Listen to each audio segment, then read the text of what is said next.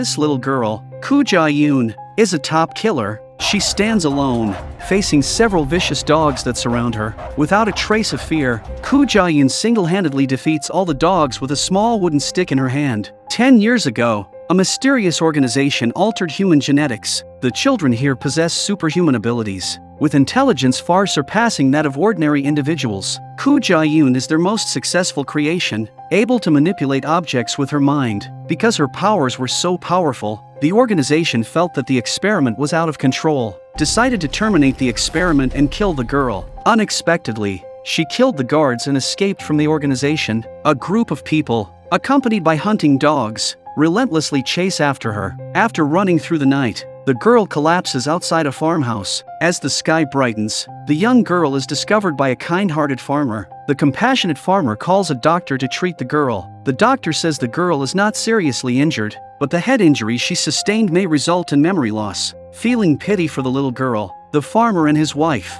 who happen to be childless, decide to adopt her. 10 years later, Ja-yoon has grown into an adult and is very responsible. She independently travels to the city to buy inexpensive animal feed and drives a small truck back to the farm to help her adoptive parents with the farming tasks. Her adoptive mother, however, suffers from worsening dementia, adding to the financial strain on their already impoverished family. Seeing the financial burden on her adoptive parents, Ja-yoon has a secret that she has been hiding from them. Her head occasionally throbs with inexplicable pain, causing her excruciating agony. The doctor informs her that unless she finds her biological parents, she only has a month left to live. One day, her best friend recommends a talent show called Birth of a Star, with a prize of up to 500 million Korean won. Thinking that the money could be used to treat her adoptive mother's illness, she immediately decides to participate. During the audition, Ja-yoon sings a song and unexpectedly receives the highest score in the local competition, earning herself a ticket to the next round. Unbeknownst to them, Ja-yoon's public appearance has caught the attention of the organization that has been searching for her for years. On this day, she and her friend are happily boarding a train to Seoul for a race. Suddenly there was a man sitting across from Ja-yoon on the train. His name was Male English, and he said some weird things. Of course Ja-yoon froze. She didn't recognize the Male English in front of her at all. Male English thinks Ja-yoon is faking amnesia, laughing disdainfully. The next second he suddenly threw out a slap, almost hitting Ja-yoon's face. Ja-yoon didn't react and was scared to tears. Seeing Ja-yoon's reaction, which seems genuinely normal, Male English is surprised. Could she really have lost her memory? Witnessing the situation, Ja-yoon's best friend fiercely scolds Male English, attracting the attention of others. Realizing the unfavorable situation, Male English reluctantly gets up and leaves, temporarily sparing Ja-yoon. As he leaves, he tells her they'll see each other after school. Inside the train compartment, a man bumps into Male English, but the man acts as if nothing happened. He told him to come back and ask him if he wanted to fight. The man approaches, ready to throw a punch. As a result, he killed him with a single blow. He picked up the man's body with one hand and threw it out of the car. Ja-yoon arrives in Seoul to participate in the talent show. With her exceptional singing voice, she once again successfully advances to the top 16 in the nation. However, at this point, she also catches the attention of the organization led by Dr. Beck. As they are preparing to take the train back home, several black cars suddenly stop in front of them. Several individuals wearing black suits step out, and a man with a scar hands Ja-yoon a business card. He said he'd seen her perform and wanted to take her away. Sensing trouble, Ja-yoon's best friend quickly pulls her aside. They get into another car and drive away, indicating that the situation is far from over. Back in town, she runs into Male English again, and he threatens her with the lives of her adoptive parents. That night they came back to Ja-yoon's house and took her friend hostage. At that moment, the scarred man reappeared, and when he saw that Ja-yoon still hadn't recognized her identity, so he told Ja-yoon that he almost died at his hands. So how could he not recognize you? But at this moment, Ja-yoon doesn't seem like a witch at all. She keeps begging, hoping to spare them. The man puts the knife to her best friend's neck, and blood quickly starts to flow.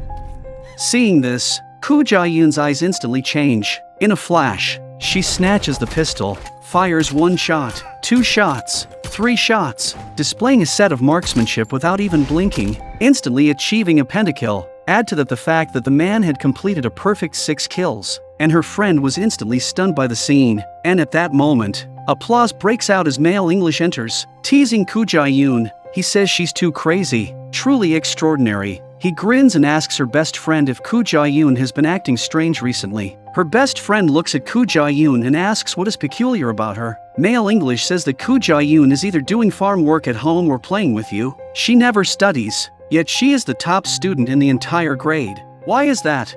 Because she was the highest level of brain modification in the first place. Codename Witch, but Ja-yoon still can't remember, only to see Male English's expression suddenly become serious. This is another one with scars. It turns out that Male English is the same boy who helped organize the killing of Ja-yoon when he was a child. After saying this, Male English demands that Ja-yoon go back to headquarters with them. If she refuses, he will kill her foster parents and her best friend, for their safety and to uncover her own identity. Ja-yoon reluctantly agrees. Ja-yoon went with them back to the experimental base from 10 years ago, was locked in a chair in the laboratory, and Dr. Beck, the mastermind behind the organization, was thrilled to see her creation again after 10 years, but Ja-yoon still couldn't remember anything. Dr. Beck makes a gesture, her men immediately give her a shot. Ja-yoon immediately remembers everything. It turned out that back then, the organization didn't continue to pursue her, because she had undergone genetic modification. Once she was separated from their drugs, she would self-destruct,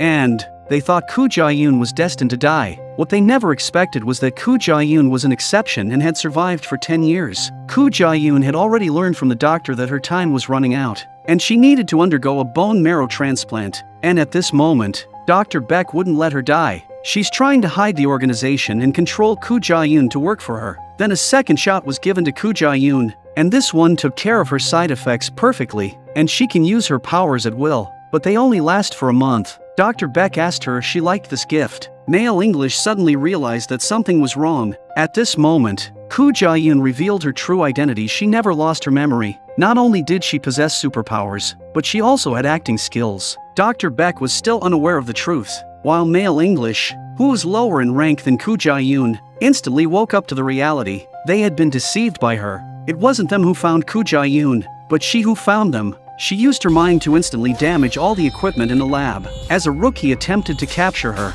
Ja-yoon had already vanished without a trace. In the next second, Ja-yoon struck him down with a fatal blow. Dr. Beck was stunned and immediately ordered the release of hypnotic gas, but Ja-yoon remained calm, with a hint of a smile blending into the mist. Then, Ja-yoon shot the fire sprinkler above her head twice, causing Dr. Beck to quickly command the gas to be turned off. As the mist dispersed, Ja-yoon had vanished from the laboratory. Looking up, she saw a large hole in the ceiling. Dr. Beck was filled with shock and instantly looked towards the ceiling of his control room. Ja-yoon descended slowly from behind Dr. Beck, holding a gun and aiming it at him. Ja-yoon revealed that she had been searching for Dr. Beck for a long time. It turned out that her memory loss from beginning to end was all an act. After learning that her time was running out, Ja-yoon decided to track down Dr. Beck, but with no leads. She came up with this plan. She appeared on television, showcasing her superpowers in the form of magic. When she saw Male English repeatedly appearing, she was 100% sure that Dr. Beck took the bait. Dr. Beck chuckled and called her a cunning woman. Now, all Ja-yoon wanted was to obtain more drugs to prolong her time. She shot Dr. Beck in the leg and dragged him out of the laboratory. At that moment, a dark figure swiftly struck, sending Ja-yoon flying. It was Male English who had arrived. Ja-yoon brushed off the dust on her body without much concern. With a hint of mockery, she commented on how he had grown tougher. When they were kids at the base, she had left him half crippled with her attacks. Male English, with a disdainful expression, retorted that she hadn't changed and still didn't regard him as her brother. He warned Ja-yoon to be careful, as he was not the same person he used to be.